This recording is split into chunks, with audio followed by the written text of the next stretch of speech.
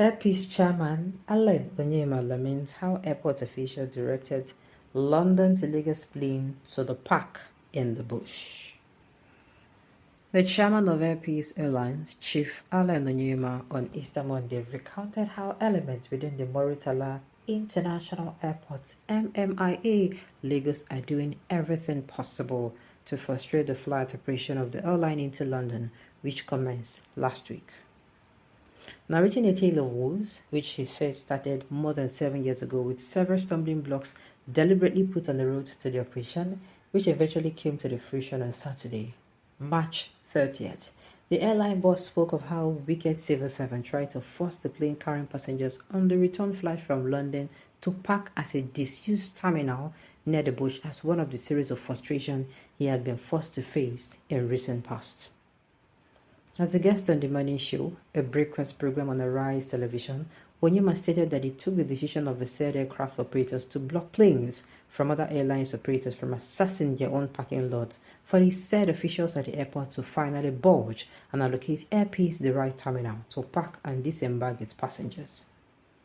Though the airline boss did not name the said officials or the particular arm of the airport administration they belonged, he said the incident on Sunday was not the first time, adding that he had cause to report the first incident to the Federal Airport Authority of Nigeria, FAN, which took steps to resolve it only for a repeat on yesterday. Chief Onyema said, "Let me tell you what happened yesterday at the international airport when our own aircraft landed. Thank God I was there. This thing had happened before and we reported it to FAN. Let me excuse the leadership of FAN here. Mrs. Olubumi Kuku is doing fantastically well, herself and the director of air operation, Captain Abdullahi Mahmood. They are pained. They are pained in the wickedness of the system. Civil servant, the wickedness in the system is stinking. Your only career doing international operations in Nigeria will land and keep us somewhere in the bush. Disused side of the airport, and you expect us to bring rickety buses to take international passengers to the new terminal where these foreign airlines rejected when they opened. It was Airpeace because it was my country that decided to go in there. They begged Airpeace to do that. We went in there. When they did the runway, we wanted to do the runway analysis after the lighting. It was Airpeace Nigeria begged. They didn't have money to fall a 777.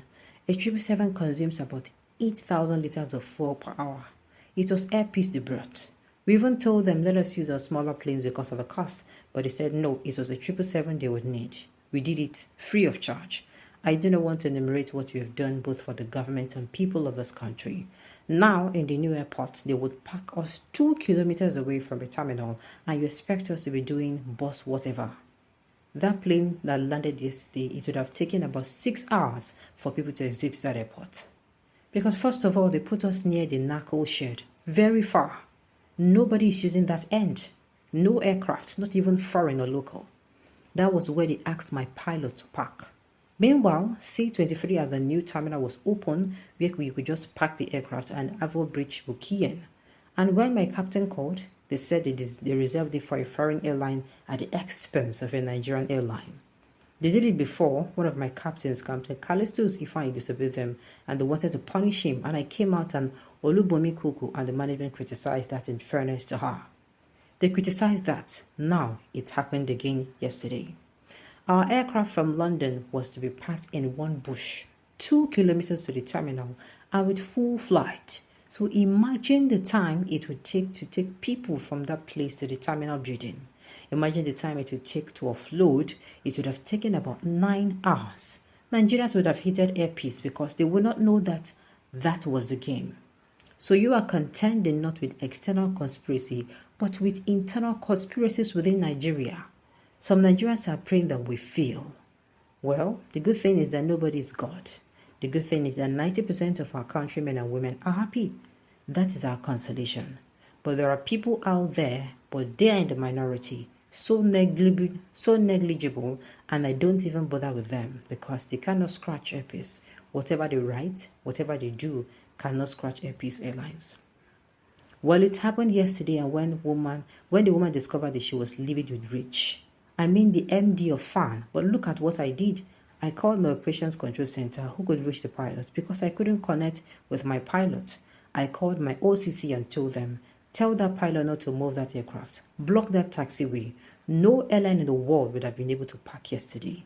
British Airways landed, and that was when they started making moves to tell us to where we rightly belonged. Remember, this woman has said on television earlier that a place that had been dedicated to Air Peace as a home airline. When you go to Britain, you have the entire Terminal 5 for BA, but in my country, some civil servants or some people did not see it. And the DG of the Nigerian Civil Aviation Authority, NCAA, was on board my aircraft. About 4 senior staff of the NCAA were on board that aircraft. He had to go in because they had delayed the flight for about 30 minutes, standing in one place for 30 minutes. What kind of country is this?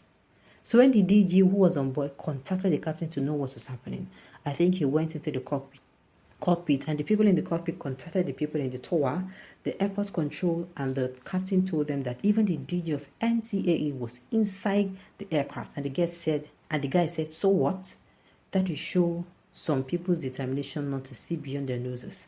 But that wickedness will not last. One thing is that anybody that is fighting me or fighting anything that is interested in will have himself burnt and will regret it at the end of the day. See, we are our own wickedness. I used to tell us that our politicians are wicked.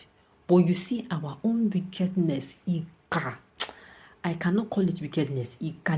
As in, that is what I will call it. I fit them because they enter inside people, bone marrow, go dwell. Some people chew wickedness as they chew their daily food. As in, if they order a plate of food in the morning, they order 2 plates of wickedness to go alongside with it. This thing I'm telling you, this thing is small. The Nigerians, even at the airport, even normal, this one is for, okay, look at it. If a particular airline is complaining, do you know what Nigerians go through in the hands of officials at the airport? Those people are raving mad. They are moving mad. Mad gone. If you are in Nigeria, you have not traveled before, you say make you use that place travel. My God, these people will frustrate your frustration. They even make you start to cry. No. I tell you no. Now we have the thing we'll call our own. We have one airline we'll call our own. We are not calling it a Southeast Airline. They're not calling it Southeast, they're calling it Nigerian Air Peace. They don't name them, you don't see any Igbo name. Yes, even though the chairman of Air Peace is a Southeastern man. But why this wickedness? Why are we so wicked to ourselves? Why we go even value foreign things above our own? That is the highest form of disrespect to self-esteem. Those people, their self-esteem, they don't match them. No, they don't match them.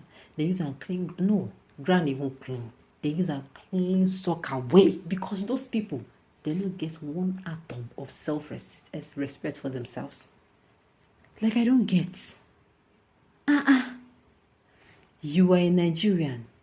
You find work, see, you want to do business. Another person from nowhere